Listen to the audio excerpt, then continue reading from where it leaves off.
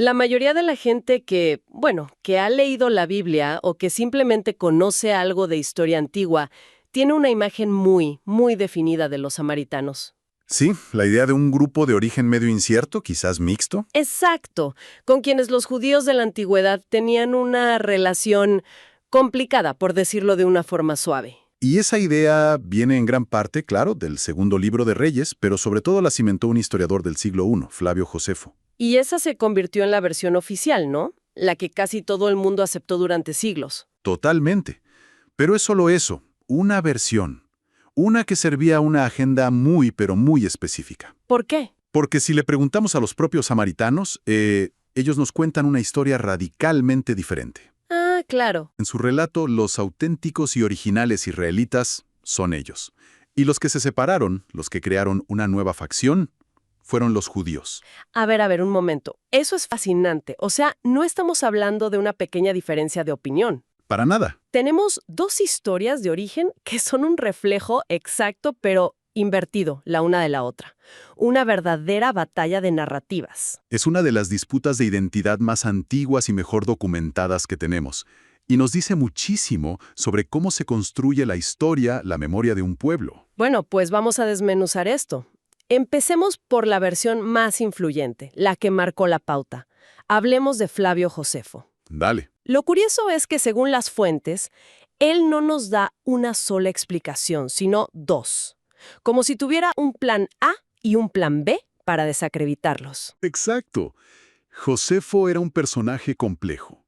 Un sacerdote judío que primero luchó contra Roma y luego acabó escribiendo historia para los emperadores romanos. O sea, escribía para una audiencia greco-romana. Justamente.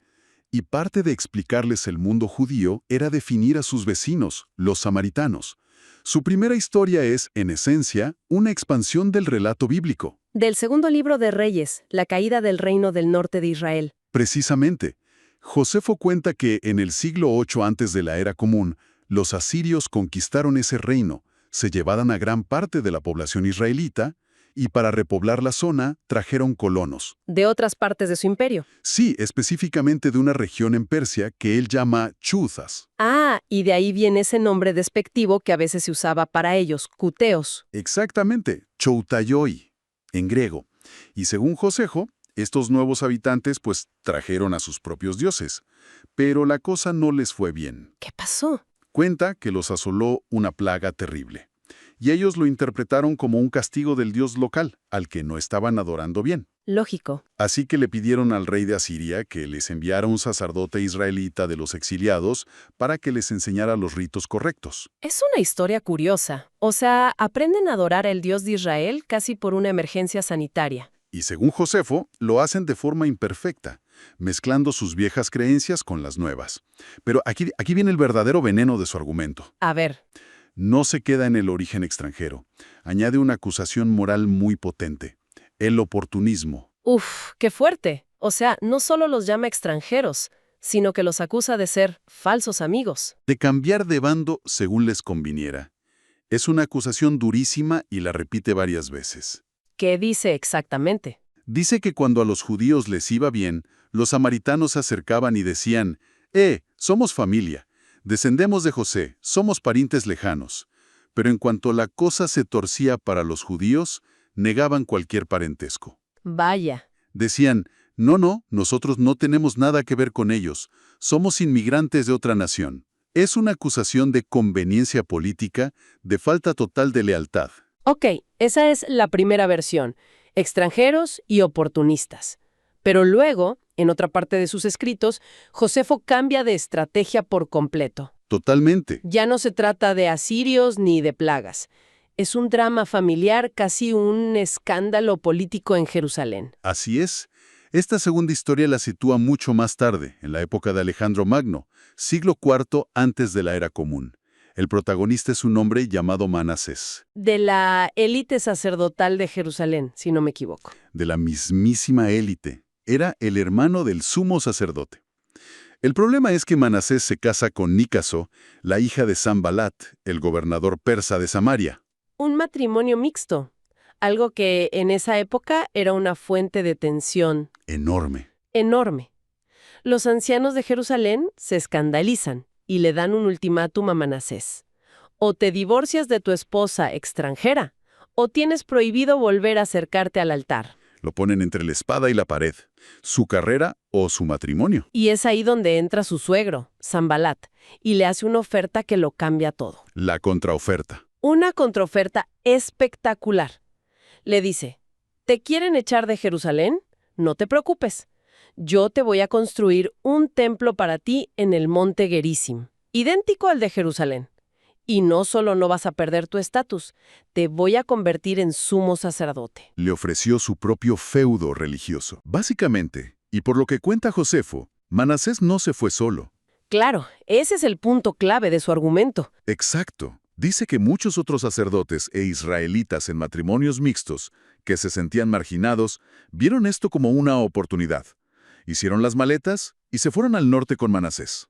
Así que, según esta versión, el santuario samaritano no es una tradición ancestral, sino el resultado de un cisma, una creación de renegados, de sacerdotes exiliados. Es una narrativa demoledora. En ambas historias, ya sea por ser descendientes de colonos o por ser un grupo de renegados, Josefo les niega cualquier legitimidad. Todo lo que tienen es o importado o una copia rebelde del original de Jerusalén. Exacto. Les está diciendo a sus lectores romanos. Ellos son una versión defectuosa de nosotros. Acusaciones así. ¿Cómo respondían ellos a esta campaña? Pues le respondieron a Josefo punto por punto, y como se dice, le voltearon la tortilla por completo. ¿Así? Sus crónicas, aunque la mayoría se compilaron mucho más tarde, en la Edad Media, presentan una contranarrativa increíblemente coherente. Para ellos, la historia es al revés. ¿Cómo que al revés? No son una rama que se desgajó del árbol. Ellos son el tronco original. Bien, ¿y cómo lo argumentan? Si ellos son el tronco, ¿de dónde salen los judíos? Su argumento central es, digamos, geográfico y teológico. Afirman que el lugar elegido por Dios para ser adorado desde el principio de los tiempos no fue Jerusalén. Sino el monte Gerizim, en Samaria. Exacto. Para ellos, Gerizim es el verdadero centro del mundo.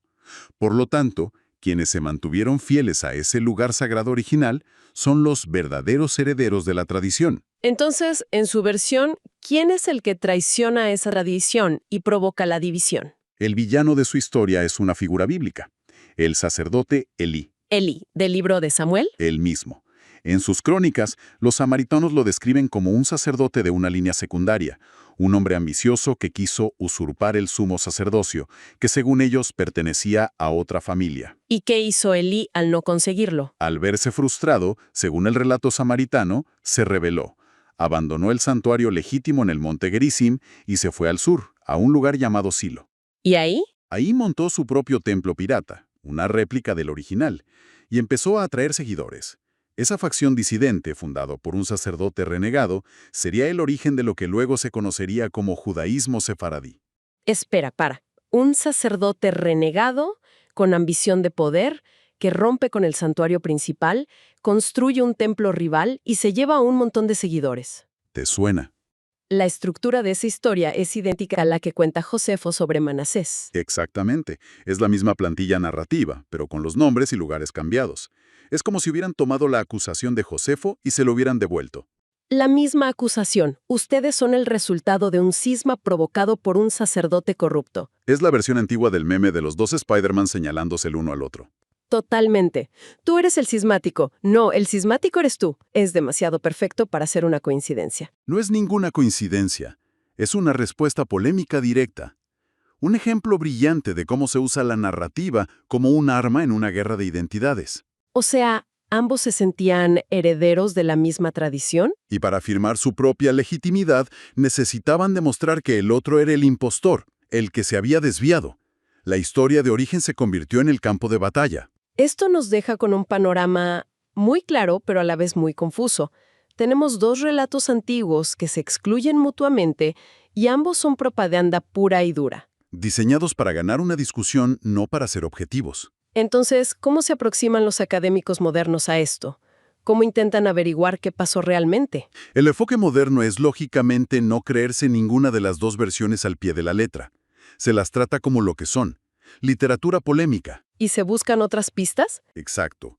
Historiadores y arqueólogos buscan otras evidencias, y una de las teorías más influyentes, la hipótesis de Cross-Purvis, sugiere que el origen de la separación fue menos un drama religioso y más una consecuencia de la geopolítica. O sea que la raíz del conflicto no estaría en la teología, sino en la política. Precisamente, esta teoría sitúa el momento clave, otra vez, después de la conquista de Alejandro Magno. ¿Qué pasó ahí?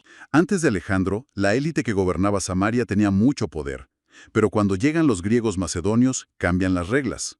Expulsan a esta élite local y establecen su propio control. De repente, la clase dirigente local se encuentra desplazada, sin poder. Exacto.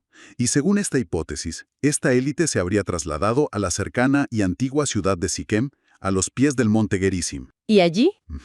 Habrían construido su templo para reafirmar su identidad y su legitimidad frente a los nuevos gobernantes. Ah, entiendo. El templo no sería tanto un acto de rebelión contra Jerusalén, sino un acto de afirmación de su propia identidad en un momento de crisis. Como decir, perdimos el poder político, pero somos los guardianes de las tradiciones de esta tierra. Esa es la idea. El templo como un ancla de identidad. Esto sugiere que la separación no fue un cisma repentino, sino un proceso mucho más largo y gradual. ¿Un distanciamiento progresivo? Eso es. Las tensiones entre el norte y el sur venían de mucho antes, pero ciertos eventos las fueron solidificando. Y hubo un punto de no retorno, un momento en el que ese distanciamiento se convirtió en una ruptura definitiva. Sí, la mayoría de los estudiosos coinciden en que hubo un evento catastrófico que selló la división de forma violenta e irreversible. ¿Cuál? La destrucción del templo del monte Gerizim. ¿Quién lo destruyó? El gobernante judío de la dinastía Asmonea, Juan Hircano, alrededor del año 128 o 111 antes de la era común. ¿Y por qué? En un acto de expansión y consolidación de su poder, marchó hacia el norte y arrasó el lugar más sagrado de los samaritanos. Eso ya no es una disputa teológica, es un acto de guerra. Es un acto que solidificó la enemistad como ninguna discusión podría haberlo hecho. Destruir el corazón espiritual de tu vecino es una declaración de que no hay vuelta atrás. Y supongo que después de ese trauma, la brecha se volvió insalvable. Totalmente. Y es después de esta agresión que los samaritanos parecen haber tomado una decisión crucial. ¿Cuál? Consolidar su identidad de forma textual. Desarrollaron su propia edición del Pentateuco, los primeros 5 libros de la Biblia. ¿Y qué hicieron? ¿Lo cambiaron? Introdujeron modificaciones textuales clave. La más importante y audaz fue añadir un 10º mandamiento en el Decálogo. Un 10º mandamiento. Sí, este nuevo mandamiento ordena explícitamente construir un altar y celebrar festividades en el monte Gerizim, consagrándolo para siempre como el lugar que Dios ha elegido. ¡Wow! Al hacer eso, estaban grabando la santidad de su monte en el texto más sagrado que existe. Y de paso, declarando que el templo de Jerusalén era ilegítimo, porque no estaba ordenado en los mandamientos. Ese fue el punto de no retorno teológico. La violencia física fue seguida por la creación de una frontera textual. Ok, repasemos. Tenemos la versión de Josefo. Los samaritanos son una rama ilegítima, ya sea por extranjeros o por cismáticos. Luego la contranarrativa samaritana. Ellos son el tronco original del que los judíos se separaron. Y finalmente, la visión moderna, un distanciamiento gradual, acelerado por la política y cimentado por un acto de violencia brutal. Exacto. Lo que queda claro es que ambas narrativas, antiguas, lo de Josefo y la samaritana, no eran solo historias, eran herramientas para forjar la identidad de un grupo.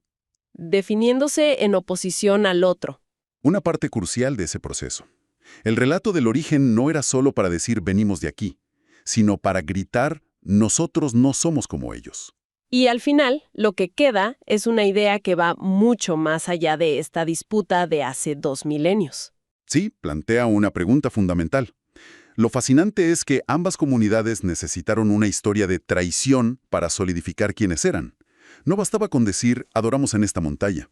Tenían que decir, adoramos aquí porque ustedes se equivocaron allá. Fondo, comparten casi todo lo demás. Nos deja pensando en hasta qué punto nuestras propias identidades, nacionales, culturales e incluso personales, se construyen no solo sobre lo que afirmamos ser, sino sobre un desacuerdo fundamental que tenemos con otros, sobre un pasado que supuestamente compartimos. A veces la pelea por la historia es la historia misma.